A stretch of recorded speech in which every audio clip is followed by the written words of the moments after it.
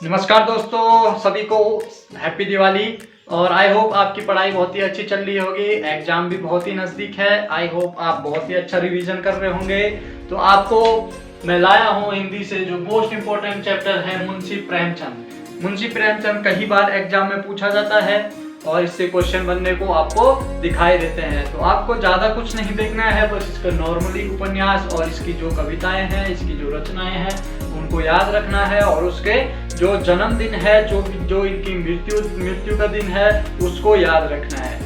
सबसे पहले आए चलते हैं मुंशी प्रेमचंद के बारे में पढ़ते हैं। तो मुंशी प्रेमचंद का जो जन्म हुआ वो हुआ 31 जुलाई 1880। 31 जुलाई 1880 में मुंशी प्रेमचंद जी का जन्म हुआ।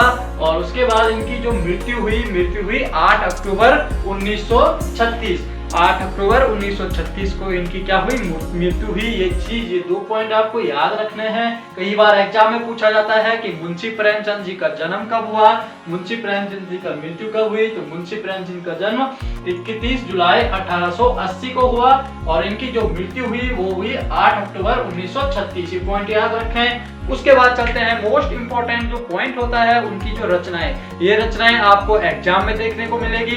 एग्जाम में आपको इनसे क्वेश्चन मिलके आएंगे। तो ये सभी जो मैंने लिखे हैं ये एग्जाम में पूछे गए हैं। तो आपको इनको 1 या 2 बारी इनको देखना है। ये आपको एग्जाम में बहुत ही हेल्पफुल वीडियो लगेगी। तो सबसे पहले आपको बताता हूँ इनकी जो रचनाएं हैं। इनके जो पहला उपन्यास है, उपन्यास इनका आता है प्रेमा। इनका नाम है प्रेमचंद्र। तो आप याद रखें प्रेमा। अगर आपको क्वेश्चन मिला तो आप सीधे प्रेमचंद्र पे क्लिक करके आइए। तो उसके बाद आता है सेवा सदन। कई बार एग्जाम में पूछा गया है सेवा सदन। उसके बाद वरदान भी इनकी जो रचनाएं हैं, रचनाओं में शामिल है, मोस्ट इंपॉर्टेंट है। उसके बाद प्रेम आश्रम। उसके बाद आता है कायाकल्प और जो मोस्ट इंपॉर्टेंट है वो है रंगभूमि एग्जाम में पूछा गया है। उसके बाद चलते हैं निर्मला भी एग्जाम में पूछी गई क्वेश्चन है। और उसके बाद प्रतिज्ञा। उसके बाद गबन में आपको कई एग्जामों में देखे गए होंगे, जैसे यूटेट, सीटेट और ग्रुप सी के एग्जाम, यूपी पैक्ट में आपको एमपीपीसीएस वगैरह जो भी एग्जाम आपके वनडे एग्जाम, पीसीएस जो भी आपको एग्जाम दिखाई देते हैं उनमें ये क्वेश्चन कई बार पूछा गया है। रंगभूमि, गबन और कर्मभूमि जो कि मोस्ट इंपॉर्टेंट लिखे गए हैं। और गोदान बहुत ही प्रमुख रचना है इनकी। और लास्ट में इनका जो आता है मंगलसूत्र को क्या हुआ कि इन्होंने लिखते लिखते इनकी क्या हो गई थी, मृत्यु। ये बीमार पड़ गए थे, इनकी मृत्यु हो गई थी। और जो इनकी मंगलसूत्र की जो उपन्यास था ये अधूरा रह चुका था, अधूरा ही इन्होंने लिखा था। तो इसीलिए मैंने इस पे अपूर्ण लिखा है।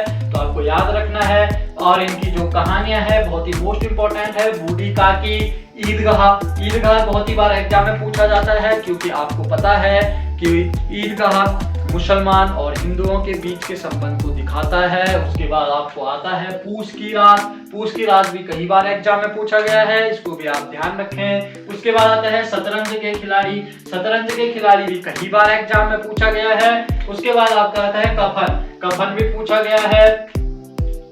अलगुजा ज्यादा इंपॉर्टेंट नहीं है पर ये कई बार एग्जाम में पूछ सकता है, आप इसको भी ध्यान रखें। ठाकुर का कुआं भी कई बार एग्जाम में पूछा गया है, इसको ध्यान रखें। उसके बाद आता है पंच परमेश्वर। उसके बाद सौत। उसके बाद बेटों वाली विधवा, सजनता का दंड, ईश्वरीय न्याय और रानी सारंधा और आत्माराम, तावन, सप्त सरोज।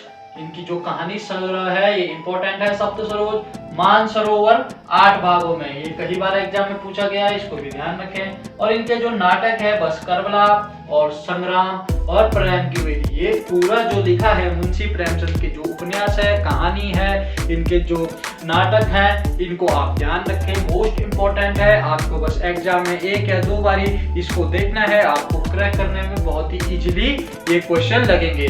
आई होप आपको मेरी वीडियो बहुत ही अच्छी लग रही होगी। ऐसे ही मैं इनके जो पद्य या गद्य दिए गए हैं आपको एनसीईआरटी बेस पे आपको पढ़ना है। और एनसीईआरटी बेस पे आपको ये जो गद्य और पद्य दिए गए हैं आपको 9th से 12th तक की बुक उठानी है, उसकी एनसीईआरटी की हिंदी पढ़नी है।